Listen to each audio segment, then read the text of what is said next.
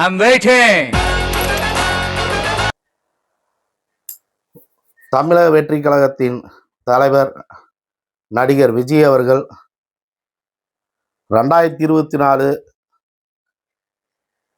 கட்சி ஆரம்பத்திலிருந்து தொடர்ந்து விமர்சனத்துக்கு உட்படுத்திக்கிட்டே பல்வேறு காழ்ப்புணர்ச்சிக்கு ஆள்பட்டு பல்வேறு அடிமேல் அடி வாங்கிக்கிட்டே இருக்கிறப்ப மாநாட்டில்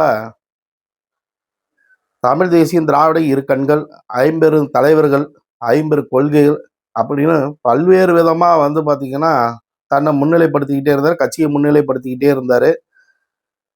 பரப்புரை பயணத்தையும் தொடங்கினாப்புல. அந்த பரப்புரை பயணத்துலேயும் பார்த்தீங்கன்னா நிறைய பேர் மூச்சு திணறல் ஏற்பட்டது. அதில் ஒவ்வொருத்தர் இறந்தாங்க. அது கரூர் மாவட்டத்தில் பரப்புரை பயணத்தில் வேலுச்சாமிபுரத்தில் கிட்டத்தட்ட 41 பேர் இறந்தாங்க.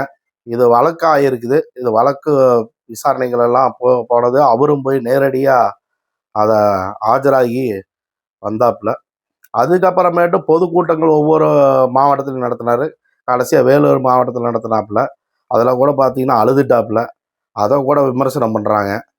பார்த்தீங்கன்னா இந்த பேப்பரில் இந்த இடத்துல நீங்கள் படிக்கிறப்போ பார்த்தீங்கன்னா இப்படி நீங்கள் அழுகணும், நீங்கள் இந்த இடத்துல எமோஷனாக கத்தணும் அப்படின்னு சொல்லிட்டு அவருக்கு எமோஷனல் பாலிடிக்ஸ்.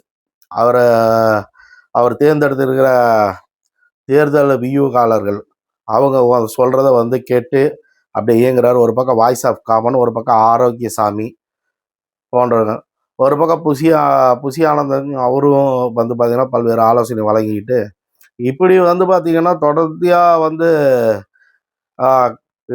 ஒவ்வொரு செயலும் செஞ்சு பார்த்தீங்கன்னா கட்சியை கொண்டு போய் இந்த தமிழக வெற்றி கழகத்தை 2026 ஆட்சியில் உட்கார வச்சிடலாம் அப்படிங்கிற இடத்துல பார்த்தீங்கன்னா ரொம்பவே பார்த்தீங்கன்னா மெனக்கெட்டு இருக்கிறாப்புல. இதில் காங்கிரஸில் கூட்டணி பேச்சுவார்த்தையில் பார்த்தீங்கன்னா ஒரு மறைமுக பேச்சுவார்த்தை நடத்தப்பட்டு இருக்குதுன்னு சொல்லிட்டு அதுவும் ஒரு பேசும் பொருள் ஆகிட்டு இருக்குது. ஒரு பக்கம் அஇஅதிமுக கூட்டணியில் சேருவார்னு சொல்லிட்டு ரொம்ப எதிர்பார்த்துட்டு இருந்தாங்க.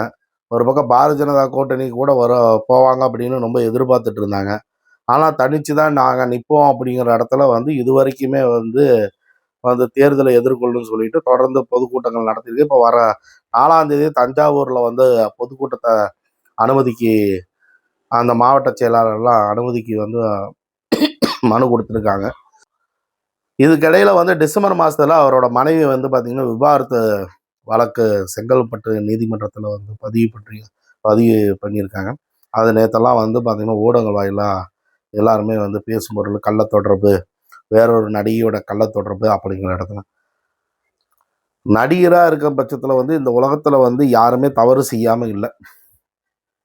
அப்படி இருக்கிற பட்சத்தில் ஒரு தனி மனுஷன் அவ்வளோ பெரிய இடத்த சினிமாங்கிற மிகப்பெரிய ஒரு சாம்ராஜ்யத்தை மிக வருவாய் அதிகமாக உள்ள இடத்துல ஒரு 200 கோடிங்கிறாங்க, வருஷத்துக்கு 1000 கோடிங்கிறாங்க, அந்த அளவுக்கு சம்பாதிக்கிற இடத்த விட்டுட்டு மக்களுக்காகவும் ரசிகர்களுக்காகவும் வந்திருக்குன்னு சொல்லி அவ்வளோ தூரம் இவ்வளோ தூரம் பார்த்திங்கன்னா இருக்கிறாப்புல.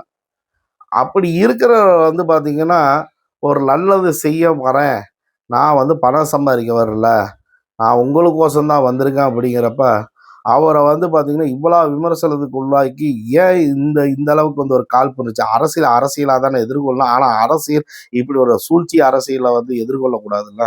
ஒரு மனுஷனோட ஒரு பர்சனல் லைஃப்பில் போய் நம்ம கை வச்சு அதை நம்ம வெளிப்படுத்திக்கிட்டு அதை ஒரு பொதுத்தளங்களை பேசுறது, அது அவங்களோட ஃபோட்டோஸ் எல்லாம் போட்டுக்கிட்டு ஒரு விமர்சனம் பண்ணுறது, ஒரு மனுஷன் எவ்வளோ மன அழுத்தத்தில் நம்ம உட்படுத்தி இருக்கிறோம். இது சரியான மாண்பா? இது சரியான மாண்பான்னு கேட்குறோம்.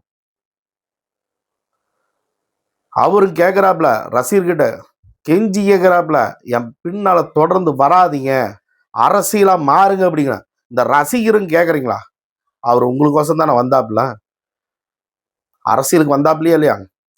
அவர் இவ்வளோ தூரம் உங்களுக்காக தானே பயணிச்சுட்டு இருக்காரு. எவ்வளோ செலவு பண்ணி பயணிச்சுட்டு இருக்காரு, தன்னோட வருமானத்தை விட்டு பயணிச்சுட்டு இருக்காரு. ஜனநாயகம் படம் ரிலீஸ் பண்ண முடியல, எவ்வளோ மனவேதனை. ஒரு பக்கம் 41 பேர் இறந்துட்டாங்க. அந்த இறப்புக்கெல்லாம் என்ன பதில்? கொஞ்சமாச்சும் ரசிகர்கள் புரிஞ்சுக்கிறீங்களா? அரசியலாக மாறுறீங்களா? எவ்வளோ அவர் மன அழுத்தத்தில் இருப்பார். உங்களை நம்பி தானே களத்துக்கு வந்தாரு. தமிழக மக்கள் தான் நான் அப்படிங்கிறாருல்ல. அப்ப நீங்க மாறணுமா வேணாமா? இந்த விமர்சனங்களுக்கெல்லாம் நீங்க தானே திரும்ப பதிலடி கொடுக்கணும். அவர் அரசியல் தலைவரா வந்துட்டார் அப்படின்னு சொல்லிட்டு நீங்க தலைவருங்கிறீங்க. நீங்க மாறினாத அரசியலா மாறினா மட்டும்தான் அவர் தலைவரா நிக்க முடியும். அவர் இவ்வளவு தூரம் இழந்திருக்கிறார், இவ்வளவு அவமானப்பட்டிருக்கார், இவ்வளவு விமர்சனம் உள்ளாகியிருக்கார். அது யாருனால, எதற்காக, யாருக்கோசரம் பண்றாரு, யாருக்காக இவ்வளவு தூரம் தாங்கியிருக்காரு? உங்களுக்காக தானே தாங்கியிருக்காரு. ரசிகராக உங்களுக்காக தானே ஓடுறது, ஒடியாறது, ஏறுறது, இறங்குறது. கொஞ்சமாச்சும் நமக்கு அறிவு வேண்டாம்? ஒரு மனுஷன் இவ்வளவு தூரம் வந்திருக்கான், இவ்வளவு தூரம் பேசுறான், நமக்கோசம் வந்திருக்கான், செய்யணும்னு நினைக்கிறான். நாம கொஞ்சமாச்சும் புரிஞ்சுக்கிட்டு பின்னால ஓடாம நின்று என்ன சொல்றாப்புல, என்ன செய்ய சொல்றாப்புல, அதை புரிஞ்சுக்கிட்டு நடந்துக்க வேணாம்? தமிழகம் வெற்றி பெறுவதும், நடிகர் விஜய் முதலமைச்சர் ஆவதும் ரசிகர்கள் அரசியலா மாறினா மட்டும்தான், அரசியல் பொறுப்பாளர்களா மாறினா மட்டும்தான், அரசியல் கேடர்ஸா மாறினா மட்டும்தான் அவர் ஜெயிப்பார், அவர் தலைவரா நிக்க முடியும். அது உங்க கையில தான்.